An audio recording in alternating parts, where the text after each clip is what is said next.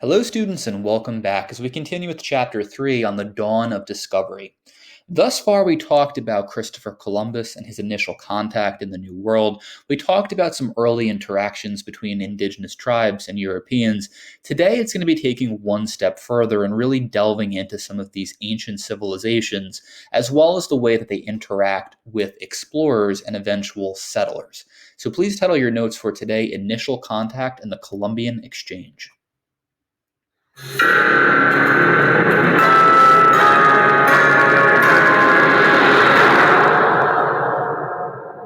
Please keep in mind in this lesson that we are simply going to be overviewing these civilizations and the major consequences of this interaction.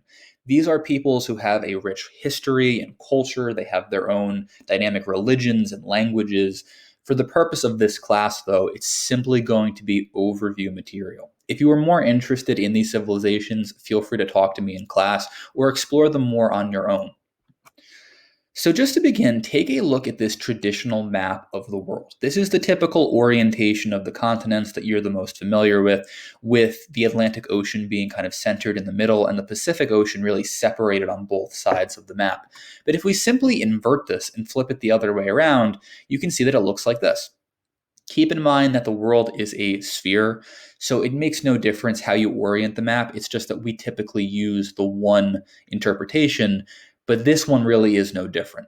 So just looking at this, answer this question. Looking at the map, how do you think that early humans traveled to the New World, assuming that early humans originated from the Caucasus Mountains in Asia? So if you look at these two land masses here, modern day Alaska and modern day Russia, which was once Siberia, you'll see that it's really pretty close to one another. It's the Bering Strait that really separates them in the Bering Sea. It's only about 55 miles of distance, though. And about 22,000 years ago, that distance between the two was basically filled in by a land bridge known as Beringia. During the Ice Age, nomadic groups, early humans, were traveling around looking for food. By this point, because the ocean had essentially frozen over with this land bridge, people began to cross. You can see it pictured here a little bit more clearly on the map with this large arrow. As the climate changes once again and the land bridge melts, you essentially have both halves of the world completely separated by time. So they develop their own ecosystems, their own diseases and germs, different animals, different crops that are completely separated from one another, never again crossing between these two landforms. You can see it here as well. This map is from approximately 1400, about 100 years before the arrival of Christopher Columbus, and you can see the dynamic indigenous tribes in the New World. You can see the Plateau Native Americans, California, Arctic, Subarctic, Mesoamerican, Northeastern, Great Plains. These all have their own tribes within them. Like if you zoom in, you can see like the Iroquois and the Cherokee. They're very dynamic civilizations that are all unique from one another. They're at war with one another. They have their own languages, their own religions, own customs. In United States history, you'll really be delving into the background of these specific groups. But again, for the purpose of our class, we're going to be talking about indigenous tribes for the most part in a very general sense. Once again, here on a timeline, you can see that some of these early civilizations are separated by time. For instance, the Maya civilization has collapsed before the Aztec really even begin. But because Europeans will be arriving in about 1492, you'll see that most of these civilizations have already come and gone by the time that Europeans have arrived. So again, of course, feel free to explore these more on your own. Just some interesting features. Here's a very notable sculpture from the Olmec peoples, an astronomical observatory from the Mayas, Tenochtitlan of the Aztecs. You can see the Anastasi Pueblo cliff houses, which are very notable as well. Just some really interesting features of ancient civilizations that we're not going to explore very much for our class, but are definitely worth looking into. So one thing that you're definitely going to want to understand is the concept of the Columbian Exchange. Please make sure that you understand that this is not trade, but rather it's the natural transfer of crops, animals, and diseases between both halves of the world. The moment that Europeans step foot in the Americas, it essentially crashes the ecosystem. of the North and South American continents, which have basically been isolated from Europe for all of this time. So once Columbus returns home with several of these crops and herbs and spices and things from the Americas, it begins to mix these ecosystems together. It's a natural thing that's occurring. People in Europe have not seen certain animals ever before. They've never seen a pumpkin before. People in the Americas have never seen things like cattle or livestock or sheep. They've been completely isolated to Europe. But most notably, the thing that really has an impact is the illness and disease. Historians and scientists have long debated this, but it's approximated that between 80 and 120 million indigenous peoples are going to die as a result of disease, basically killing about 90% of their population in the Americas simply because they do not have any immunity to what Europeans have experienced for hundreds and hundreds of years.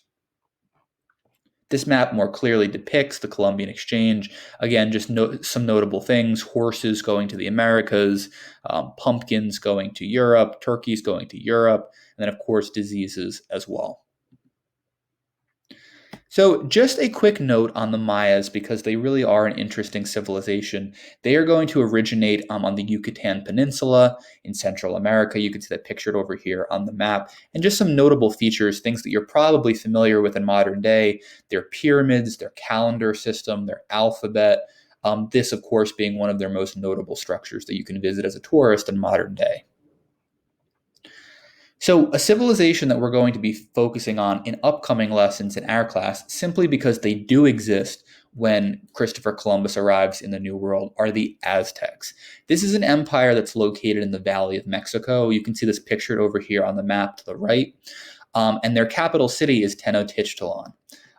Very notable for its gold and its extravagance and its buildings.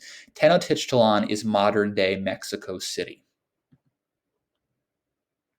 And you can see it pictured over here in this image. So in terms of the Aztecs, it's really important to note some just key distinguishing features about them. And once again, you can see here, Mexico City is over there on the right. A drawing of Tenochtitlan is over there on the left.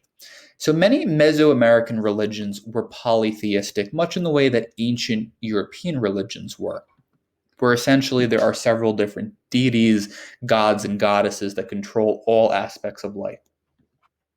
The gods were the reason that the sun would rise in the morning and the moon would come up at night. And it was the goal of citizens to please them. The Aztecs had a high priest that was essentially like the emissary between the gods and the people on earth. And part of pleasing the gods revolved around a ritual of human sacrifice. So a key part of Aztec culture was essentially to abduct members of other civilizations and tribes and have them fight for their lives, ultimately almost always dying. And part of the ceremony was ultimately to carve the fallen warrior's heart out of his chest and hold it up to the sky. With the rising of the heart, the belief was that so too would the sun continue to rise, and that through blood, the Aztecs would be blessed with good harvest. So I'm just going to show you a quick video clip that highlights this, and then we'll continue on from there. In the Americas, no iron tools or horses, no wheeled vehicles. Yet America's people engineer great monuments thousands of years before the Egyptians. They map the stars with as much accuracy as any astronomer in Europe. And high on a mountain lake in Mexico, they build one of the greatest cities on the planet.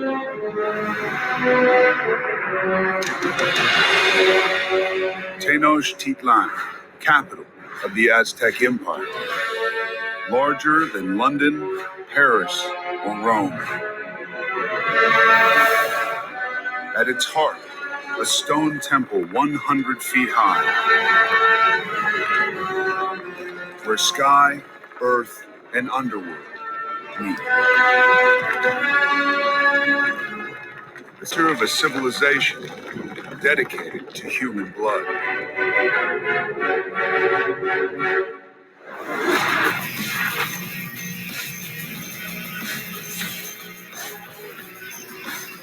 "100 miles from the city,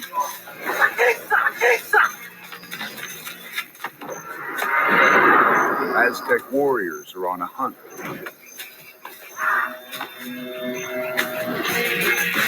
Their prey, not animals, but humans.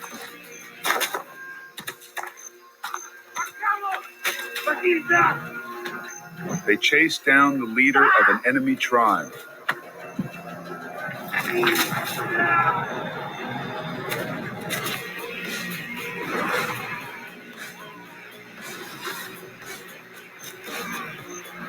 The aim is not to kill. They need to take him alive.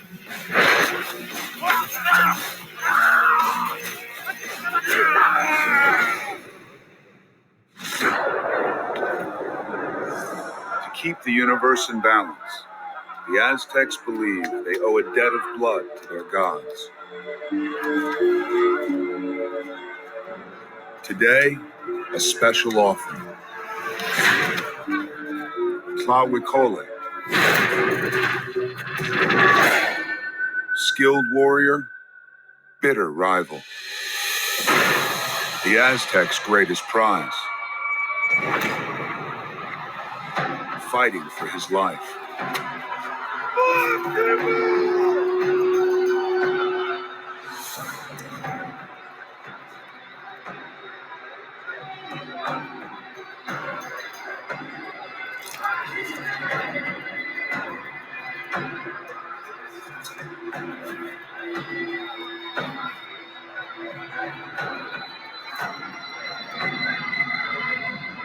Aztec men are trained to fight from puberty.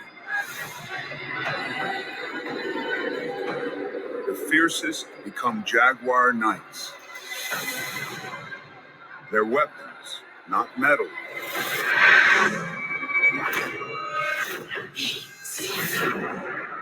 but obsidian, volcanic glass. So sharp, some surgeons today favor it over steel.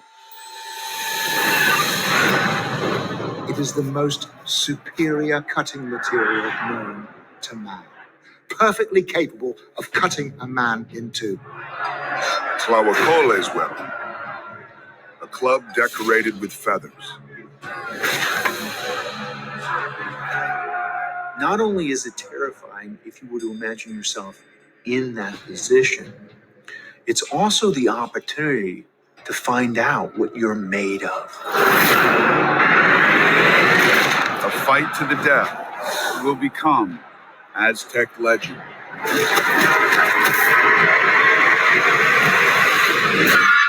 So again, in terms of the religion of these different civilizations, human sacrifice will be an essential part of it, but it's also linked to constant religious worship as well. So when Europeans arrive in the Aztec Empire, they're perceived as being gods themselves. Aztecs and the indigenous peoples of Central America have never seen anything like Europeans before. Their pale skin, the armor that they're wearing, the swords that they're carrying. And naturally, like if you devoutly believe in your religion, you automatically assume that these must be gods on earth among men. And what ultimately happens is Hernan Cortez, the leader of the conquistadors, sets his sights on the Aztec Empire. He's the first European to actually have like real settlers in the Americas. So the conquistadors are going to be notable for quite a while in early American history. Once he finds the Aztec empires, he learns about the stories of the wealth in Tenochtitlan and the abundance of gold in particular. And he ultimately tries to befriend the Aztec emperor Montezuma II. So much like the Aztec people, Montezuma initially sees the conquistadors as gods and invites them into the empire as, someone to be worshipped. By 1521, only a few months later, the Aztec Empire is defeated. The Europeans simply have superior weapons. They also have horses, which you'll see will come into play later on. And because of the Columbian Exchange and the diseases brought by these Europeans, it just absolutely decimates the Aztec population. And ultimately, what happens to Montezuma is he becomes a captive in his own palace. And the people outside become restless. They ultimately blame Montezuma for the situation that has befallen the Aztec Empire. Hernan Cortez sends Montezuma out onto a podium on the roof to quell the people of the empire. And in a fit of rage, the people begin throwing stones at him. Montezuma falls to his death and dies on the temple steps, allowing the Aztecs to purge the empire of their gold before fleeing narrowly with their lives.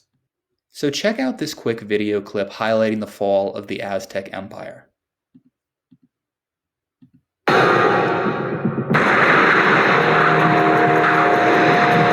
Tenochtitlan, Mexico, heart of the Aztec Empire. 28 years after Columbus, the lust for gold is about to change the destiny of the New World through the ambitions of one man, Hernan Cortez. Devious, charming, and ruthless, leading a band of just 500 European adventurers.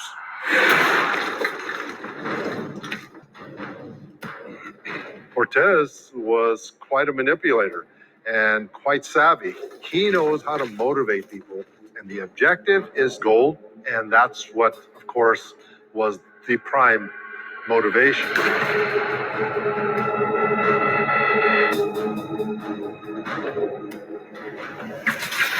Aztec Emperor Montezuma, the richest, most powerful man in the Americas, ruler of 25 million people. He's welcomed Cortez and his men into his palace, a mistake that will change the fate of a continent.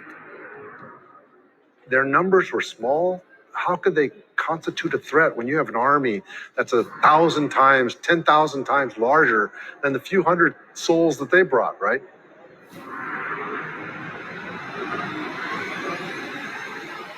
Cortez's plan? Kidnap the emperor.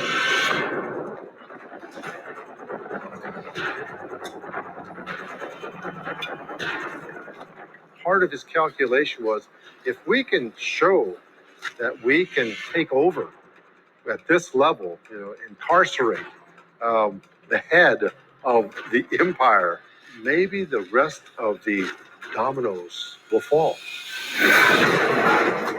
Montezuma's treasuries are filled with gold. The Spanish lust for plunder astonishes the Aztecs. An eyewitness reports. They snatched up the gold like monkeys. They were swollen with greed. They hungered for that gold like wild pigs. The people dubbed their captive emperor Cortez's horde and revolt.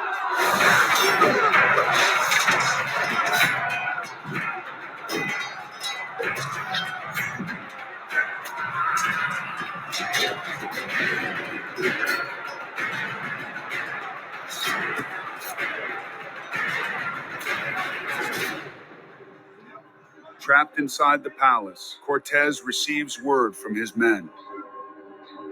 We're in imminent danger. We'll all perish unless Montezuma commands the hostilities to stop.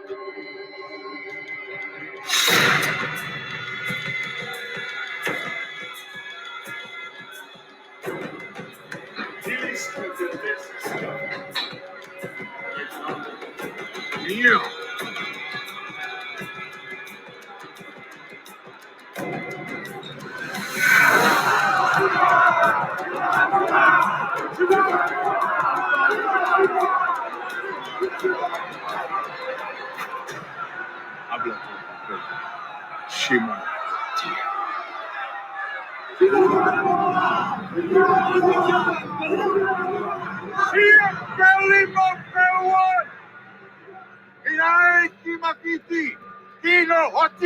These strangers are my guests.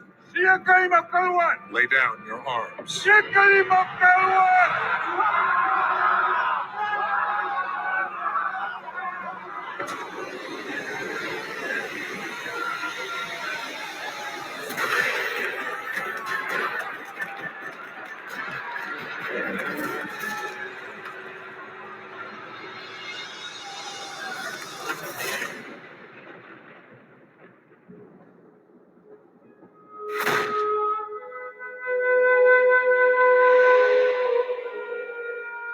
the most powerful ruler in the Americas, murdered by his own people.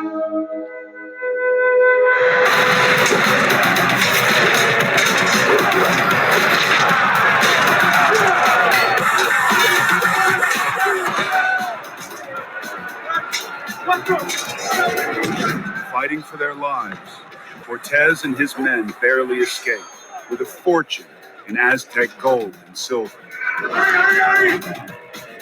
and leave behind a lethal time bomb.